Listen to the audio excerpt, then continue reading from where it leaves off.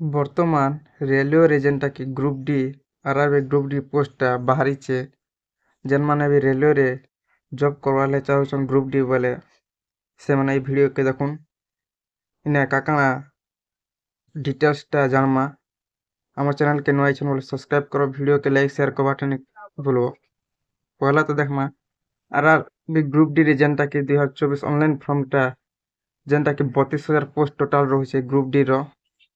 ଆଉ ଇନେ ଯେନ୍ଟାକି ଆଡ଼ଭାର୍ଟାଇଜ୍ ହେଇଛେ 24/12/2024 ହେଇଛେ।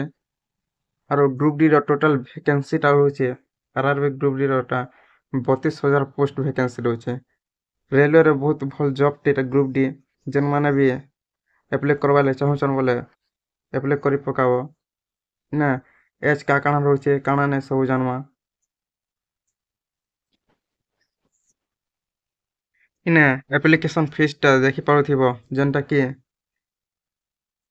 ଓବିସି ଆଉ ଜେନେରାଲ୍ ମାନଙ୍କର୍ ଲାଗି 500 ଟଙ୍କା ଲାଗୁଛେ। ତାପରେ ST SC X serviceman PWD female ମାନଙ୍କର୍ ଲାଗି ପଇସାଟା 250 ଟଙ୍କା ଲାଗୁଛେ।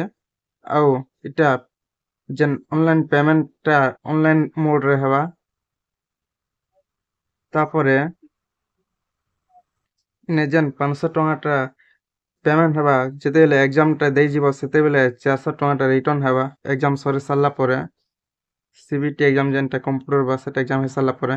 ଆଉ ଇନେ ଅନଲାଇନ୍ କରବା ଷ୍ଟାର୍ଟିଂ ଡେଟ୍ଟା ରହୁଛେ ଜାନୁଆରୀ 23 ରୁ ଯେନ୍ଟାକି 23/1/2025 ରୁ ଅନଲାଇନ୍ଟା ଷ୍ଟାର୍ଟ ହେବା। ତାପରେ ଲାଷ୍ଟ ଡେଟ୍ଟା ସେନ ରହୁଛେ ଆର୍ଆର୍ବି ଗ୍ରୁପ୍ ଡିର 22/2/2025 ଯେନ୍ଟାକି 12 ବଜେ 12 PM ରେ ସେଟା ସରିଯିବା। ସେଟା ମାସେ ଦଉଛେ ଅନଲାଇନ୍ କରବାର୍ ଲାଗି।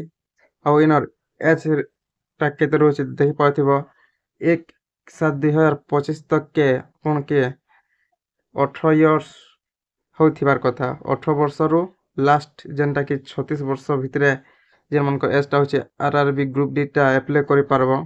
ତାପରେ ଇନେ ST SC OBC ମାନଙ୍କର୍ ଲାଗି ଏଜ୍ ରିଲାକ୍ସେସନ୍ ଅଛେ।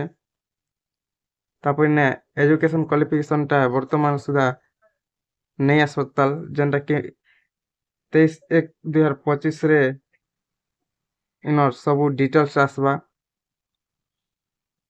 ଏଜୁକେସନ୍ କ୍ୱାଲିଫିକେସନ୍ 10 TH +2 ଗ୍ରାଜୁଏସନ୍ କରିଥିଲେ ସେଟା ଇ ପୋଷ୍ଟ ଲାଗି ପକେଇ ପାର୍ବ। ଟୋଟାଲ୍ ପୋଷ୍ଟଟା ରହୁଛେ 32,000 ଗ୍ରୁପ୍ ଡି ପୋଷ୍ଟ।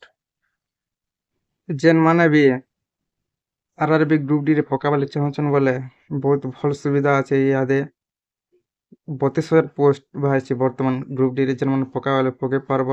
ଯେନ୍ଟାକି ଷ୍ଟାର୍ଟିଂ ଡେଟ୍ ରହୁଛେ 23/1/2025 ରୁ। ଭିଡ଼ିଓକେ ଲାଇକ୍ ସେୟାର କରବାଟା ନି ଭୁଲ୍ବ। ଇ ପ୍ରକାର ଇନଫର୍ମେସନ୍ ଆମର୍ ଚ୍ୟାନେଲ୍ରେ ସବୁବେଲେ ମିଲୁଥିବା।